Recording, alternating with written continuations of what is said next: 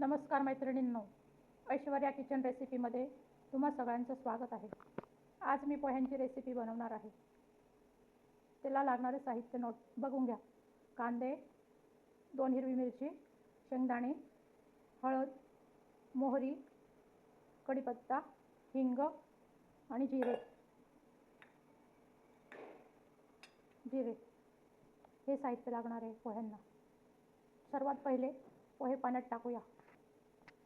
हे पोहे मी भरपूर पाणी टाकून धुवून टाकले आणि त्याच्यात मी लिंबूचा रस, हळद, 1 पळी तेल आणि साखर टाकून भिजवलेले आहेत ते आणि झाकण ठेवून दिले होते 15 मिनिटं।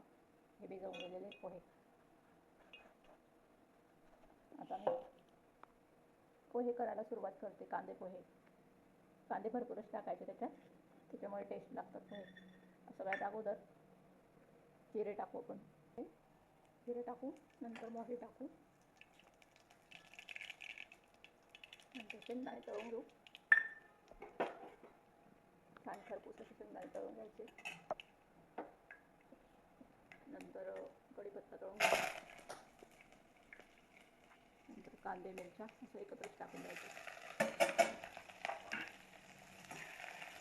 छान तळून घ्यायचं।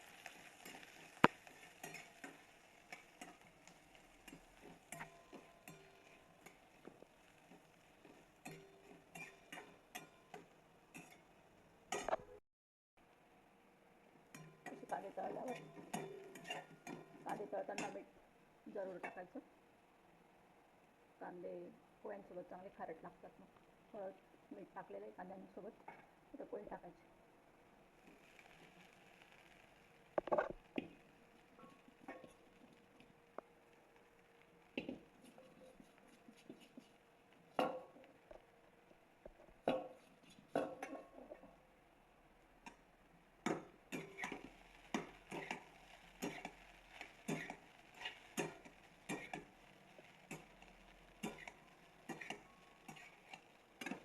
कालवून घ्यायचं त्यांना। थोडी हळद कमी वाटते, थोडी टाकायची।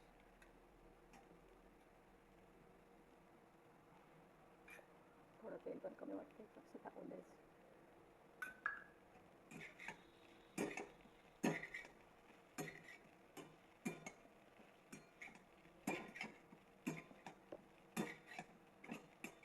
थोडं कोरडे वाटत आहे, त्याच्यामुळे थोडंसं पाणी मारून द्यायचं पोह्यांना। थोडंसं पाणी मारून द्यायचं, चपका मारून द्यायचं पाण्याचं।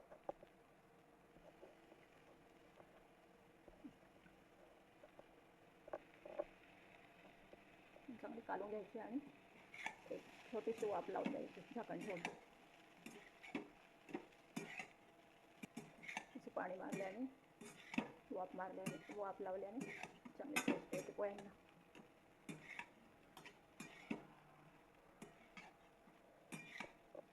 झाकण ठेवून द्यायचं,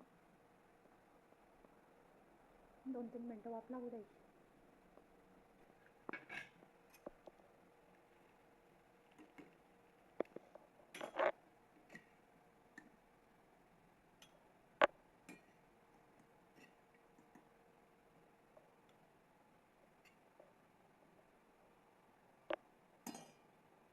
मस्त मऊशार पोहे आपले तयार आहेत।